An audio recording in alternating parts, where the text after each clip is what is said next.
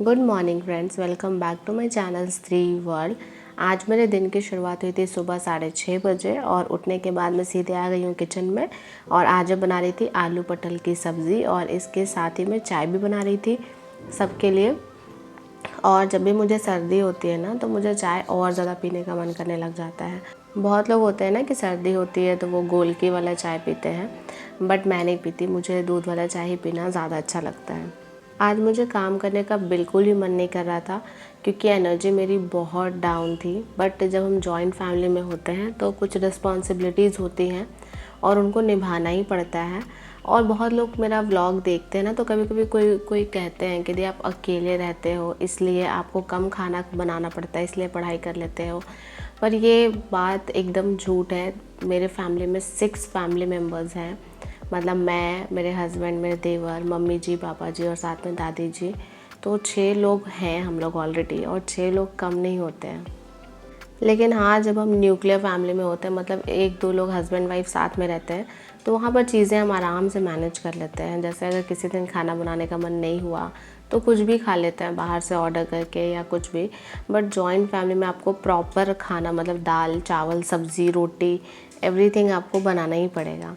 कल जो मैंने क्वेश्चन आंसर सेशन रखा था, उसमें मैंने कोशिश किया था कि मैं हर किसी के कमेंट का जवाब दे सकूं। साथ ही साथ जो बहुत सिमिलर कमेंट थे उनको मैंने थोड़ा कंबाइन करके एक ही आंसर दिया, क्योंकि ना ऑलरेडी सेशन बहुत ज़्यादा लंबा हो गया था। हर एक कमेंट का रिप्लाई करना पॉसिबल नहीं था। आपने देखा होगा कि ऐसे भी वीडियो बहुत लंबी बनी थी वो वाली। तो उसके बाद ना उस वीडियो पे भी बहुत सारे लोगों ने कमेंट किया कि दी मेरी लाइफ में ये है। बहुत सारे कमेंट आए हैं। तो मैं सोच रही हूँ कि मैं आपके लिए नेक्स्ट क्वेश्चन आंसर का एक सेशन और लेकर आऊँ, पर वो मैं तब लेकर आऊँगी जब हमारे चैनल पर 50,000 सब्सक्राइबर्स हो जाएंगे। साथ ही मैंने आपसे ये भी क्वेश्चन पूछा था कि हमारी लव मैरिज हुई थी या अरेंज मैरिज, आप कमेंट करके बताइएगा। तो बहुत सारे कमेंट आए भी थे, बट ये मैं तब डिस्क्लोज़ करूँगी जब हमारे 50,000 सब्सक्राइबर्स पूरे हो जाएंगे और हम एक बहुत बढ़िया लाइव सेशन रखेंगे। जैसे मैं आपके क्वेश्चंस लूँगी, आंसर करूँगी और अपने से भी रिलेटेड बहुत सारी बातें आपसे शेयर करूँगी, जैसे हमारी शादी कैसे हुई और इसके अलावा मेरे जो फैमिली है उसका बैकग्राउंड क्या है, और सब कुछ बहुत सारी चीज़ें आपको बतानी अभी बाकी हैं। बट पहले मेरा टारगेट है कि कम से कम 50,000 सब्सक्राइबर मेरे चैनल पर कंप्लीट हो जाए। उसके बाद ही मैं आपसे ये सारी चीज़ें शेयर करूँगी। फाइनली सब्ज़ी बनाना हो गया है कंप्लीट और अब मैं बनाने लग गई हूँ रोटी। और बहुत सारे कमेंट आते हैं जिसमें मेरे सब्सक्राइबर्स लिखते हैं कि दीदी आपकी हर एक रोटी फूलती है, तो ये आप कैसे कर लेते हो। तो एक्चुअली इसकी कोई ट्रिक नहीं है। मैं बस क्या करती हूँ कि आटा थोड़ा पहले गूँथती हूँ और उसके बाद आटे को ना 15-20 मिनट के लिए छोड़ देती हूँ ऐसे ही, तो वो थोड़ा मिक्स हो जाता है अच्छे से। और उसके बाद फिर रोटियां बनाती हूँ तो वो ऑटोमेटिक फूल ही जाता है। बट ऐसा नहीं है कि हर एक रोटी हमेशा फूलता है, ऐसा नहीं है। बहुत बार नहीं भी रोटियां फूलती हैं। जो मेरे चैनल पर नए हैं, जिनको पता नहीं है, मैं उनको बता दूँ कि अभी मैं करेंटली बिहार टीचिंग एग्ज़ाम का जो फ़ेज़ 2 है उसके लिए प्रिपेयर कर रही हूँ। और आप में से बहुत लोग कमेंट भी कर रहे थे कि दी किसका बैच लें। तो मैं आपको बस एक ही सजेशन दूंगी कि आपको जो भी टीचर यूट्यूब पे अच्छा लगता है, मतलब आपने बहुत सारे टीचर से तो पढ़ा ही होगा अब तक, तो आपको जिसका लगता है कि इससे पढ़ने के बाद आपको बहुत अच्छे से चीज़ें समझ आ जाती हैं, तो आप उनका बैच उनके ऐप पे जाके परचेज़ कर लीजिए। सबसे बढ़िया यही रहेगा, क्योंकि ज़रूरी नहीं है कि जिस टीचर से मुझे समझ आए उस टीचर से आपको भी समझ आए। इम्पॉर्टेंट ये है कि अगर आपको कोई टीचर अच्छे से समझा पा रहा है तो आप उससे पढ़िए। और यूट्यूब पे बहुत सारे टीचर्स हैं जो फ्री में भी बहुत कुछ पढ़ाते हैं। तो आपका जो भी सब्जेक्ट है आप उसको सर्च करके एक बार जाके देखिए 2-3 कोचिंग का।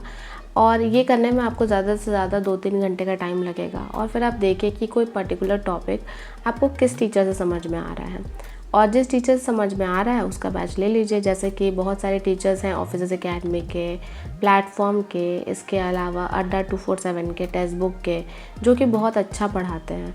तो आपको जिनसे भी समझ आएगा आप उनका ही बैच लीजिए।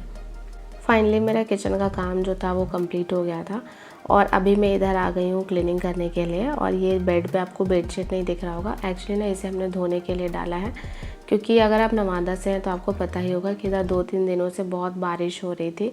वैसा धूप वाला मौसम किया नहीं था, तो फिर आज सोचा कि चलो जितने भी कपड़े हैं उन सबको आज धो भी देते हैं।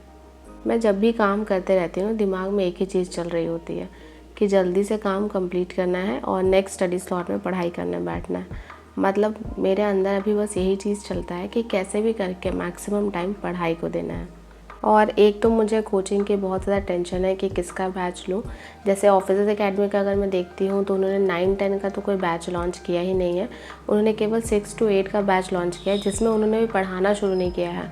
वो 27 से अपने क्लासेस शुरू करेंगे। और दूसरा मेरे नज़र में है प्लेटफॉर्म। तो प्लेटफॉर्म का तो मुझे पता है कि टीचर्स अच्छा पढ़ाते हैं, बट दोनों में मैं कन्फ्यूज़न में हूँ कि मैं किसे लूँ।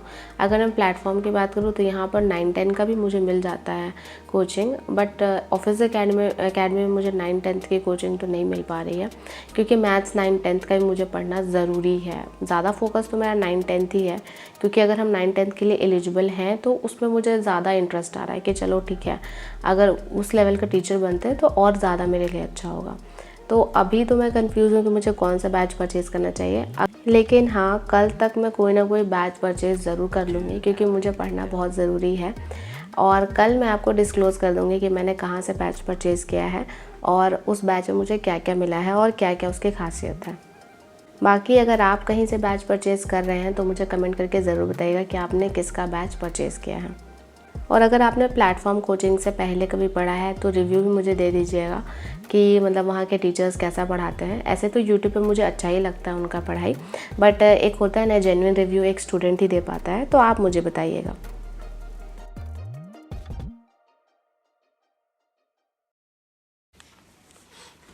हे फ्रेंड्स, फाइनली मैंने फर्स्ट स्लॉट अपनी पढ़ाई का कंप्लीट किया है।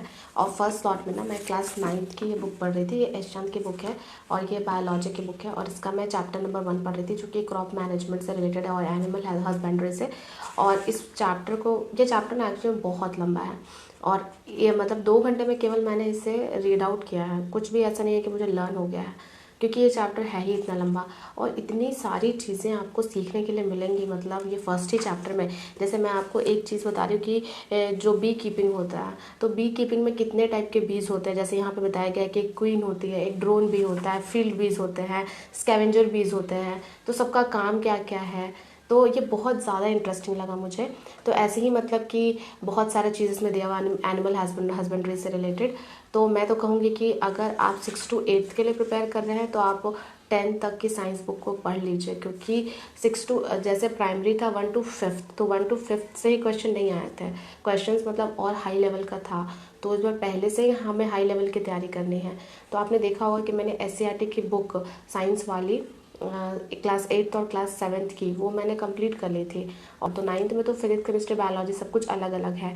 तो 9th के लिए मैं पढ़ रही हूँ ये एशचांद की बुक। ये NCERT की साइड बुक है, बहुत अच्छी बुक है। अगर आप इसे पढ़ेंगे ना, आपको बहुत सारा नॉलेज मिलेगा।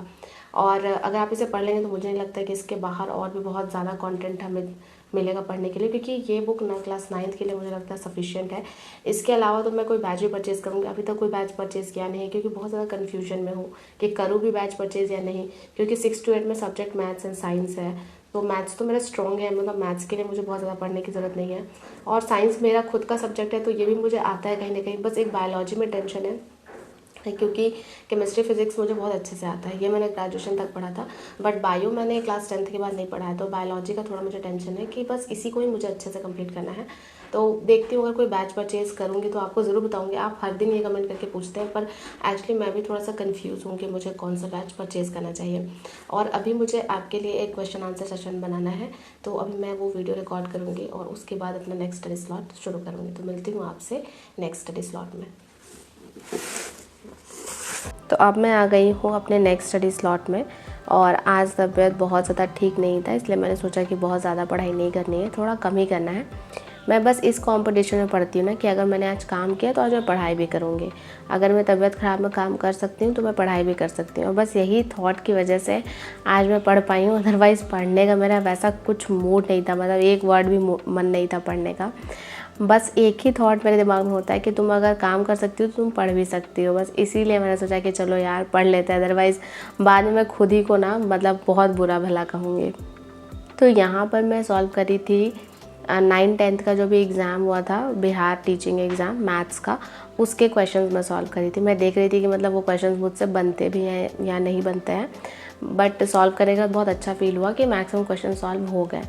बट हाँ, मेरे से जो क्वेश्चन सॉल्व है वो लॉन्ग मेथड था। मैं सारा लॉन्ग मेथड से सॉल्व करी थी। शॉर्ट मेथड मुझे नहीं आता, क्योंकि मैंने 9th-10th को पहले भी ट्यूशन पढ़ाया है। और एक चीज़ मैं कह सकती हूँ क्वेश्चन पेपर देखने के बाद, कि जो क्वेश्चंस आए थे ना, वो मतलब एनसीईआरटी की जो साइड बुक्स होती है, जैसे आर.डी. शर्मा, एस. शांत और आर.एस. अग्रवाल, वहाँ से क्वेश्चंस पूछे गए थे। और जिनका 9th और 10th का सिलेबस बहुत अच्छे से क्लियर होगा, या फिर जिन्होंने ट्यूशन वगैरह पहले पढ़ाया होगा कहीं 9th-10th का, तो उनके लिए ये पेपर ईजी होगा और उनका मार्क्स भी अच्छा आ रहा होगा इसमें, मुझे ऐसा लगता है। क्योंकि 80 क्वेश्चन में मेरे से लगभग 70 क्वेश्चंस तो आराम से बन गए। और मतलब यही था एक प्रॉब्लम कि मैंने लॉन्ग मेथड से सॉल्व किया, तो मुझे थोड़ा शॉर्टकट सीखना है। और ये जो मैं पढ़ रही थी ना, ये मैं प्लेटफॉर्म के टीचर से पढ़ रही थी। एक्चुअली मैं देख रही थी कि ये सर कैसा पढ़ाते हैं, क्योंकि अगर मुझे बैच परचेज़ करना है तो फिर मुझे थोड़ा सा तो देखना पड़ेगा ना यूट्यूब पे भी कि कौन से टीचर कैसा पढ़ा रहे हैं। इसके बाद मुझे बहुत भूख लग रही थी। एक्चुअली देखिए, अभी ना सर्दी की वजह से किसी चीज़ में ना मुझे टेस्ट ही नहीं आ रहा खाने का, मतलब ऐसा लग रहा है जैसे सब कुछ टेस्टलेस। तो फिर सोचा कि चलो अपने लिए मैगी बनाते हैं। तो फिर सोचा अगर अपने लिए बना रहे हैं तो बाकी फैमिली मेम्बर्स के लिए बना देते हैं।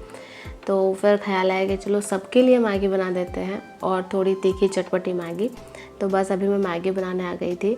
और आज मैं इतना ही पढ़ाई करूँगी, क्योंकि इससे ज़्यादा और हिम्मत है नहीं मेरे अंदर पढ़ने के लिए। तो बस आज का व्लॉग कैसा लगा कमेंट करके ज़रूर बताइएगा। मिलते हैं नेक्स्ट वीडियो में, तब तक के लिए bye bye and take care.